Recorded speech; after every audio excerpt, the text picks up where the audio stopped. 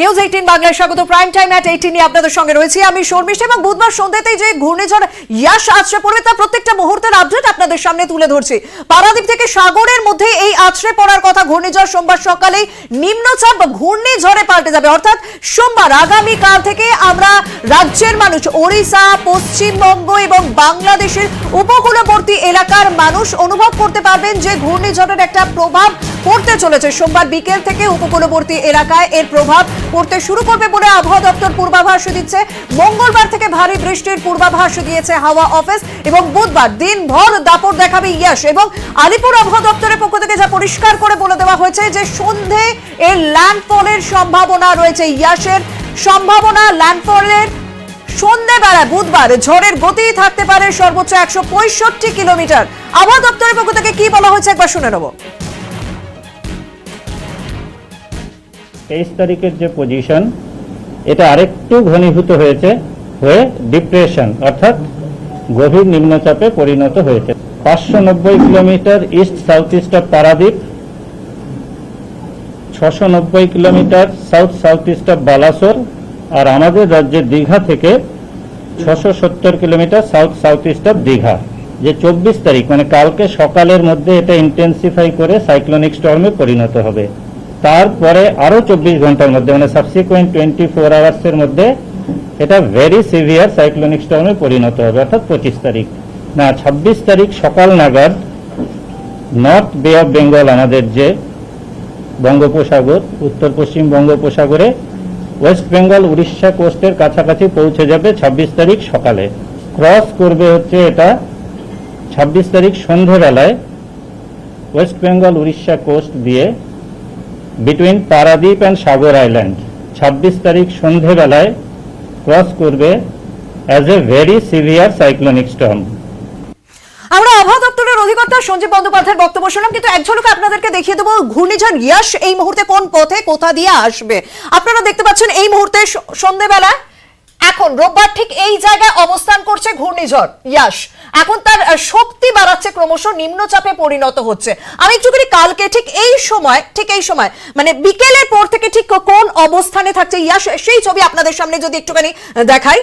এই যে এই জায়গাটা তার শক্তি আরো বেশি সঞ্চয় করছে, যে কথাটা আজ আলিপুর আবহাওয়া দপ্তরের পক্ষ থেকে বলা হয়েছে যে সোমবারের পর থেকে আমরা প্রভাবটা ফিল করতে পারবো এই রাজ্যের মানুষ, কারণ এই এতটা কাছাকাছি চলে এসেছে যার প্রভাব এই ভুবনেশ্বর মানে ওড়িশা এবং এই রাজ্যের উপকূলবর্তী এলাকায় এবং বাংলাদেশের উপকূলবর্তী এলাকায় এখানকার মানুষ একটু হলেও অনুভব করতে পারবেন।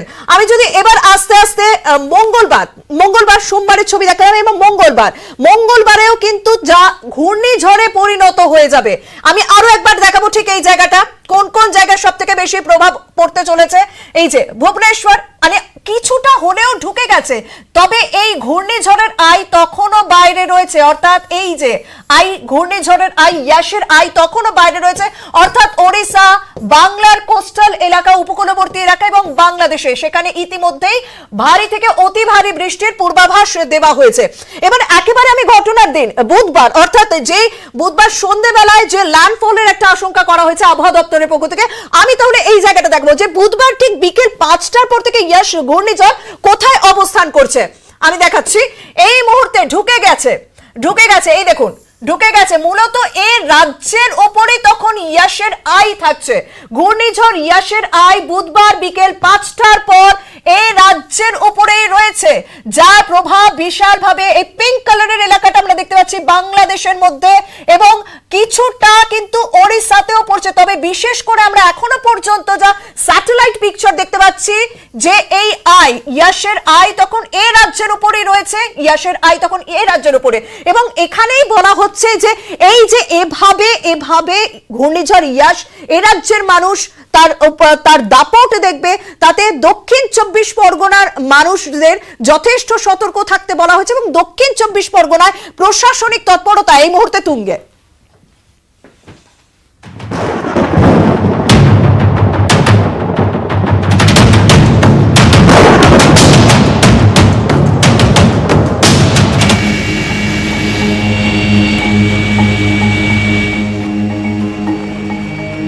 ঘূর্ণিঝড় ইয়াস আছড়ে পড়ার আগে হোমওয়ার্ক সেরে রাখছে প্রশাসন। ডায়মন্ড হারবারের শুভান্নতে প্রশাসনিক বৈঠক করেন সুন্দরবন উন্নয়ন মন্ত্রী বঙ্কিম হাজরা। উপস্থিত ছিলেন জেলা সভাধিপতি সামিমা শেখ ও ডায়মন্ড হারবারের মহকুমা শাসক। বিশেষ নজর রায়দিঘি, মথুরাপুর 2 নম্বর ব্লক, কুলপির মতো নদী তীরবর্তী এলাকায় বাঁধ মেরামতি ও বাসিন্দাদের নিরাপদ স্থানে সরানোয় জোর। বিদ্যুৎ, স্বাস্থ্য দপ্তর ও এনডিআরএফ টিম প্রস্তুত রাখার সিদ্ধান্ত। ঝড়ের 48 ঘন্টার মধ্যে পরিস্থিতি স্বাভাবিক করা নিয়ে আলোচনা বৈঠকে। আজকের তুলনা বলতে আমাদের এই ডায়মন্ড হারবার সাব ডিভিশনে সেভেন করা হচ্ছে। আলাদাভাবে প্রশাসনিক বৈঠক করেন বারুইপুর পশ্চিম কেন্দ্রের বিধায়ক তথা বিধানসভার অধ্যক্ষ বিমান বন্দ্যোপাধ্যায়।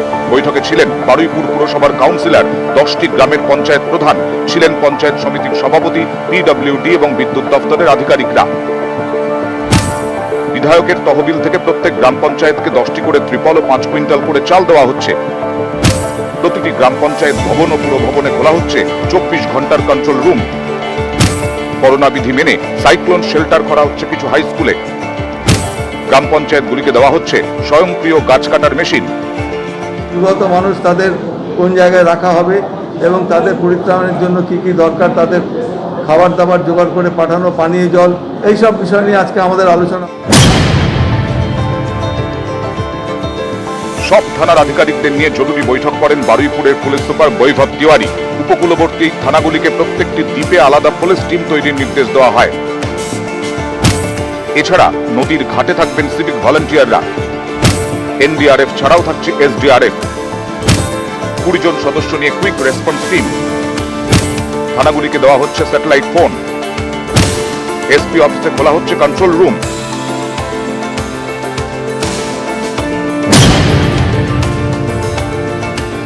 ইয়াস মোকাবিলায় এবার কন্ট্রোল রুম খুলে 24 ঘন্টা তদারকিতে ভাঙড় 2 ব্লক প্রশাসন। ভাঙড় 2 এর বিডিও কার্তিক চন্দ্র রায় নিজের উদ্যোগে কন্ট্রোল রুম খুলে ঝড়ের গতিবিধির ওপর নজর রাখছেন। আমফানের স্মৃতি এখনো টাটকা। ঘূর্ণিঝড় ইয়াসের ভালো প্রভাব পড়তে পারে দক্ষিণ 24 পরগনায়। অভিজ্ঞতাকে কাজে লাগিয়ে তৎপর প্রশাসন। জস নামক ঘূর্ণিঝড় আছড়ে পড়তে চলেছে, তাই আগামীকাল থেকে আপনারা কেউ নদী বক্ষে অযথা ঘোরাঘুরি করবেন না। নিউজ 18 বাংলা। দক্ষিণ 24 পরগনা যেমন প্রশাসনিক তৎপরতা তুঙ্গে, তেমনি দক্ষিণবঙ্গের স্কুলগুলিকে আশ্রয় শিবির করার ভাবনা। আমাদের সঙ্গে রয়েছে প্রতিনিধি সোমরাজ। সোমরাজ, কি ব্যবস্থা নেওয়া হচ্ছে?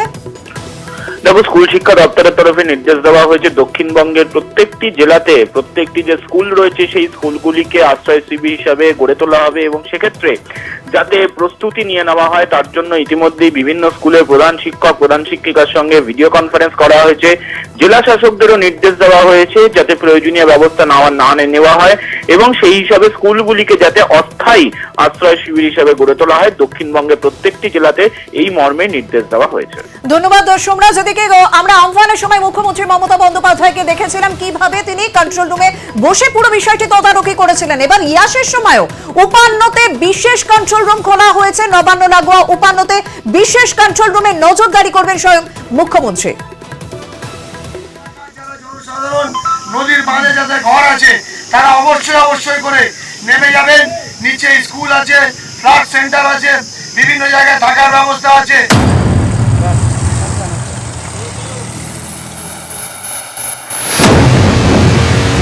26শে মে বুধবার বাংলায় আছড়ে পড়বে ইয়াস। ইয়াস মোকাবিলায় সব রকম প্রস্তুতি নিচ্ছে রাজ্য সরকার। নবান্নের পাশে উপান্নতে খোলা হয়েছে বিশেষ কন্ট্রোল রুম। উপান্নের কন্ট্রোল রুম থেকে নজর রাখবেন মুখ্যমন্ত্রী। মঙ্গল ও বুধবার উপান্নতে থাকবেন মমতা বন্দ্যোপাধ্যায়।